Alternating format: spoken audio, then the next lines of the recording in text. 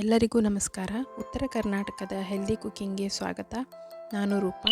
ಇವತ್ತಿನ ರೆಸಿಪಿ ಅಂಟಿನ ಉಂಡೆ ಅಥವಾ ಕೊಬ್ಬರಿ ಉಂಡೆ.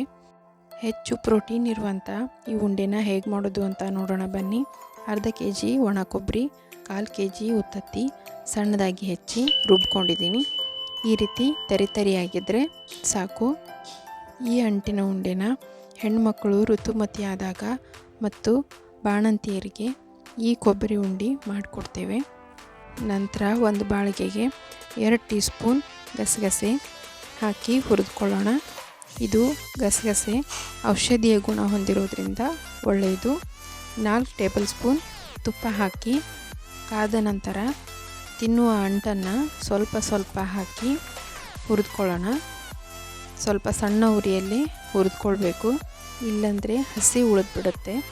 ಈ ರೀತಿ ಸ್ವಲ್ಪ ಹಾಕಿ ಹುರಿದುಕೊಳ್ಬೇಕು. ನಂತರ ಅರ್ಧ ಕಪ್ ಸಣ್ಣದಾಗಿ ಹೆಚ್ಚಿದ ಬಾದಾಮಿನ ಹಾಕಿ ತುಪ್ಪದಲ್ಲಿ ಫ್ರೈ ಮಾಡ್ಕೊಳ್ಳೋಣ. ಸ್ವಲ್ಪ ಕೆಂಪಗಾದ ನಂತರ ತೆಗೆದು ಅರ್ಧ ಕಪ್ ಸಣ್ಣದಾಗಿ ಹೆಚ್ಚಿದ ಗೋಡಂಬಿ ಹಾಕಿ ಮತ್ತು ತುಪ್ಪದಲ್ಲಿ ಫ್ರೈ ಮಾಡ್ಕೊಳ್ಳೋಣ.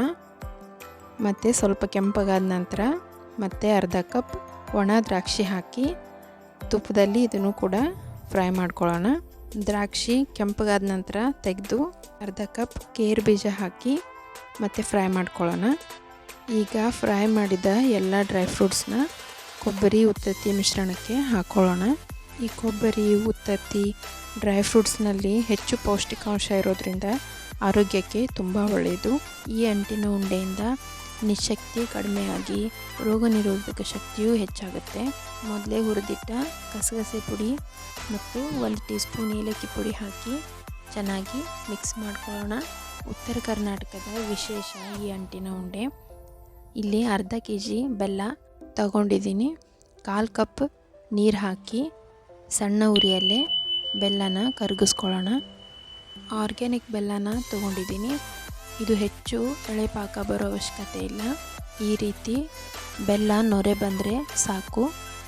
ಈಗ ಕೊಬ್ಬರಿ ಮಿಶ್ರಣಕ್ಕೆ ಬೆಲ್ಲನ ಸೋಸ್ಕೊಳ್ಳೋಣ. ಎಲ್ಲ ಪಾಕ ಹಾಕಿ ಚೆನ್ನಾಗಿ ಮಿಕ್ಸ್ ಮಾಡ್ಕೊಳ್ಳೋಣ. ಈ ರೆಸಿಪಿ ನಿಮಗೆ ಇಷ್ಟ ಆದರೆ ಪ್ಲೀಸ್ ಲೈಕ್ ಮಾಡಿ, ಪ್ಲೀಸ್ ಸಬ್ಸ್ಕ್ರೈಬ್ ಮಾಡಿ. ಈ ರೀತಿ ಚೆನ್ನಾಗಿ ಮಿಕ್ಸ್ ಮಾಡಿ ಸ್ವಲ್ಪ ಬಿಸಿ ಇರುವಾಗಲೇ ಉಂಡೆಗಳನ್ನ ಮಾಡ್ಕೊಳ್ಳೋಣ. ಆರ್ಗ್ಯಾನಿಕ್ ಬೆಲ್ಲ ಆಗಿರೋದ್ರಿಂದ ಪಾಕ ಬೇಗ ಬಂದುಬಿಡುತ್ತೆ. ಅದಕ್ಕೋಸ್ಕರ ಹೆಚ್ಚು ಪಾಕ ಮಾಡ್ಕೊಳ್ಳೋದು ಬೇಡ. ಮತ್ತು ಉಂಡೆಗಳು ಹಗುರವಾಗಿ ಇರುತ್ತೆ. ಹೆಚ್ಚು ಪ್ರೋಟೀನ್ ಇರುವಂಥ ಅಂಟಿನ ಉಂಡೆ, ಕೊಬ್ಬರಿ ಉಂಡೆ ರೆಡಿಯಾಗಿದೆ.